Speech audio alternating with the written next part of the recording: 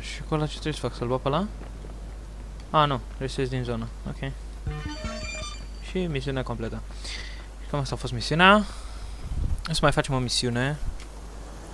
Deja am 2 giga de filmare și mi se mișcă în lag. Nu știu. Am dropurile astea, dar nu trebuie să fie nici chiar atât de grave. Ăla sună la urgență. 911, what is your emergency? Ok, contează.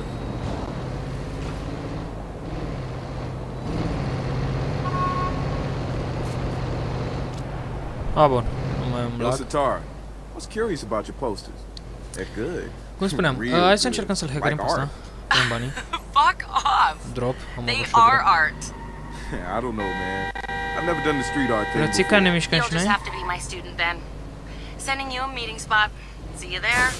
If you think you can hack it. Aparent trebuie să ne întâlnim cu Sitara.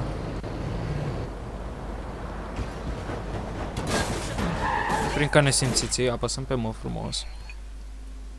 Și ne uităm la meeting spot.